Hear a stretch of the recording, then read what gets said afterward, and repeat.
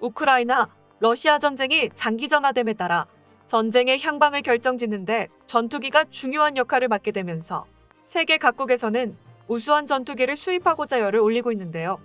그 가운데 최근 한국의 자랑스러운 FA-50의 우수성이 전 세계적으로 각광받고 있는 상황입니다.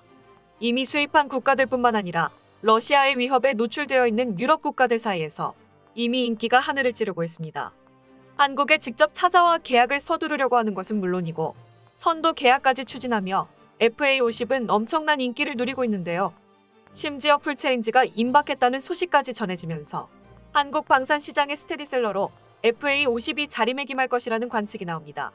한국 방산의 위명을 높이고 있는 FA-50의 존재감, 그리고 카이가 발표한 FA-50 성능 개량과 전 세계에서 불고 있는 한국 방산 유행에 대해 자세히 살펴보겠습니다. 우크라이나는 현재 최악의 상황에 직면했습니다. 우크라이나 돈바스 지역의 전략 요충지인 소도시 세베로도네츠크가 러시아의 무차별 폭격이 심해지면서 파멸 위기에 몰렸습니다. 외부와 고립된 상태로 싸우고 있는 세베로도네츠크는 남부 항구 도시 마리우폴처럼 결국 포위 공격으로 초토화된 뒤 점령당할 수 있다는 전망도 나옵니다. 돈바스 지역과 크림반도를 연결하는 아조우 지역이 러시아 손에 넘어가면서 병력 이동이 아조우 지역을 통해 가능해졌고 러시아군은 기동력 면에서 빠르게 움직일 수 있게 되었습니다. 결정적인 전투에서 가장 중요한 역할을 한 부대는 바로 공군 부대였습니다.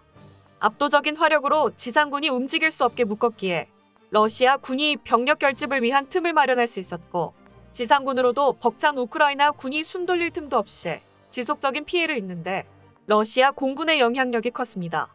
최근 타스 통신의 보도에 따르면 스텔스 기능을 갖춘 전투기 수호이 57이 우크라이나 특수작전에 투입되어 중요한 임무에 대해 활약을 펼치고 있다는 기사까지 나오며 공중전에서 러시아가 활약을 하고 있다는 사실이 간접적으로 드러났죠. 우크라이나 군 역시 공군력을 집중시키며 러시아 전투기를 잡는데 가장 많은 화력을 쏟아부었습니다. 제공권에서 밀리면 지상에서도 밀릴 것이 뻔했기 때문이죠. 초반에 불리한 상성을 뒤엎을 정도로 이들은 큰 활약을 했으나 러시아군의 물량과 성능, 좋은 전투기에 밀리면서 결국 제공권도 러시아에게 빼앗기게 되었고 주요 전투에도 우크라이나가 밀리게 됐습니다. 젤렌스키 대통령이 가장 아쉬워한 부분이 바로 이 부분이었습니다. 전투기가 없어서 제대로 싸울 수 없는 현실이 안타까웠죠. 그래서 전투기를 들여오기 위해 많은 국가에 이를 호소 전투기 지원을 요청했지만 많은 국가들은 이를 지원할 수 없었습니다. 그 중에서도 젤렌스키 대통령이 제일 공을 들이고 오랜 시간 동안 매달린 국가가 바로 한국이었습니다. 우수한 전투기를 많이 보유하고 있을 뿐 아니라 운영에 있어서 상당한 노하우를 가진 한국만이 해답이라고 생각한 젤렌스키 대통령은 국회 연설은 물론이고 여러 루트를 통해 한국의 마음을 설득하기 위한 백방의 노력을 다했습니다. 심지어 미국마저도 한국의 전투기 수입에 매달렸습니다. 비공식 루트로 우크라이나에게 전투 무기를 지원할 테니 미국에게 무기를 넘겨달라는 요구까지 있을 정도였습니다. 결국 한국은 그들의 간절한 요청에 최후의 결단을 내놓게 됩니다. 실제로 박 장관은 의회에서 우크라이나 지원에 대해 미국의 요청을 받아 지원 방법과 일시를 미국과 합의 중이라고 밝히며 비살상 무기가 아닌 살상 무기 지원이 있을 가능성을 시사했습니다. 협의 중이라 자세한 내용을 밝힐 수 없다고 말하며 어떤 무기, 어떤 시기에 우크라이나에게 한국 무기가 지원될지 아직 결정된 것은 없다고 에둘렀습니다. 하지만 여러 언론을 통해 우크라이나와 미국이 간절히 원한 무기가 한국산 전투기, 그것도 세계 방산 시장에서 각광받는 FA-50이라는 소문이 번졌습니다. 전쟁 중인 국가는 물론이고 전 세계에서 주목하고 있는 무기인 FA-50은 전 세계에서 가장 비싼 몸이 되었습니다. 주문에 맞춘 공급이 어려울 정도로 수요가 폭발하는 상황입니다. 대한민국이 최초로 우리나라 기술을 이용해 만든 경공격기인 FA-50은 처음에는 훈련기와 전투기를 겸용할 수 있는 것을 목표로 만들어진 무기였습니다. 조종사 훈련용으로 개발한 기체를 기반으로 전투기를 만들었기에 훈련기와 전투기 양쪽 모두 사용할 수 있어 유연한 무기였지만 다시 말하면 그 어느 쪽도 애매한 위치에 놓여 있기에 처음에는 그렇게까지 각광받던 무기는 아니었습니다. 하지만 끈기 있게 수정을 거듭한 대한민국 기술자들은 FA-50을 전투기는 물론이고 훈련기로도 완벽한 겸용이 가능한 무기로 만들었습니다. 명품 무기의 탄생은 한국인 기술자들 손에 의해 이루어진 것인데요. 공대공, 공대지 미사일을 장착할 수 있는 것은 물론 기관포, 다목적 정밀 유도 확산탄, 합동 정밀 직격폭탄 등 무기에 있어 일반 전투기가 갖출 수 있는 무장을 다 갖출 수 있는 등 다른 국가라면 충격받을 정도로 놀라운 성능을 뽐냈습니다. 길이 13.14m, 높이 4.94m에 달하는 경공격기는 마하 1.5의 최대 속도를 낼 수 있는 경공격기로 시속으로 따지면 1시간에 1836km를 날아갈 수 있습니다. AIM-9과 AGM-65까지 탑재할 수 있고 상황에 따라 무장을 바꿀 수 있는 만능 무기죠. 실전에 배치된 적이 없었던 이 무기는 우연치 않은 기회로 화려한 데뷔전을 치르게 됩니다. 필리핀이 FA-50의 가능성을 보고 이를 구입한 적이 있었는데요. 2017년 마라위 전투에 필리핀군이 FA-50을 실전에 투입했고 거기서 엄청난 성과를 거두며 한국 무기의 우수성을 증명했습니다. 필리핀군이 거둔 성과에 주목한 동유럽 국가들 역시 쓸만한 전투기를 찾던 와중 한국의 FA-50에 지대한 관심을 갖게 되었습니다.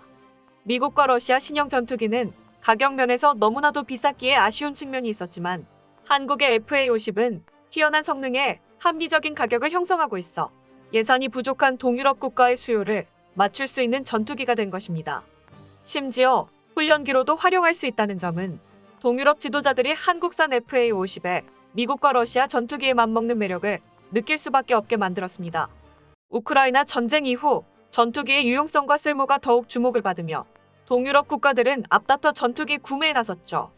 가장 관심을 받은 전투기가 FA-50이었고 우크라이나군은 물론이고 슬로바키아, 핀란드, 크로아티아, 폴란드 등 각 국가에선 한국산 FA-50 계약을 서두르기 위해 고위 관료들이 출동할 정도였습니다. 이를 체감할 수 있었던 순간이 최근 슬로바키아 브라티슬라바에서 열린 IDB 2020이었습니다. 세계 70여 개 국방과학기술 기업이 참여하는 이 전시회의 주인공은 카이였고 FA-50은 이 반찬의 주인공 자리를 꿰찼습니다. 이미 노후화가 진행되고 있는 동유럽 국가들은 다가오는 러시아군의 진격에 두려움을 느끼고 무기 교체를 서두르는 상황인데요. 한국의 FA-50은 이들 동유럽 국가들에게 있어 최선의 선택이 되고 있습니다. 나토에서도 한국산 FA-50에 대한 칭찬을 할 만큼 주목을 받고 있죠. 심지어 FA-50은 풀체인지를 앞두고 있고 이를 위해 카이에서는 구체적인 계획까지 잡고 있다는 사실을 공개했는데요. 필리핀 마닐라에서 열린 ADAS 2022에 참가한 카이는 성능 개량 및 맞춤형 제안에 있어 열려있다는 인터뷰를 남기며 FA-50을 구매하려는 국가에게 여지를 남겨두었습니다. 카이는 세미나를 통해 T-50 FA-50 성능 개량 방안이란 주제를 발표하면서 한국 공군이 운용 중인 T-50을 KF-16 성능 개량형, KF-21 보라매와 같은 신형 전투기에 발맞추어 개량하는 방안을 발표하였습니다. 이와 동시에 FA-50의 성능을 향상시켜 한국 공군의 작전 능력을 향상시킴과 동시에 해외 수출 경쟁력을 높이는 방안에 대해 상세히 설명했죠. FA-50 전투기는 현재 단종된 AIM-9의 계열 공대공 미사일과 역시 생산이 종료된 AGM-65 마베릭, WCMD 운용 능력만 갖추고 있습니다. 그러므로 카이는 한국 공군의 작전 능력 증대 및 해외 수출 경쟁력 강화를 위하여 새로운 조종석, AESA 레이더와 중거리 공대공 미사일 운용 능력, 타겟팅 포드와 GBU-11 레이저 유도폭탄 운용 능력, 300갤런 연료 탱크와 공중급류, 후방 동체 개조 등의 성능 개량을 제안하고 있습니다. 구체적으로는 T-50과 FA-50의 조종석 체계를 KF-21 조종석에 사용된 것과 동일한 구조의 조종실 체계로 교체하는 것인데요. 즉, 전체적인 조종체계 공통화를 통해 조종사 양성 체계의 통일 및 체계화를 달성하고자 하는 것입니다. LIGNX-1의 한국형 전투기 생존성 극대화 성능 개량 방안 역시 전 세계 군사업계 관계자들을 깜짝 놀라게 만들었습니다. LIGNX-1은 KF-21을 위해 개발된 전자전 장비를 기반으로 수출용 FA-50 전자전 장비, KF-16과 F-15K 성능 개량용용 전자전 장비를 국산형으로 대체하는 방안을 소개하였습니다.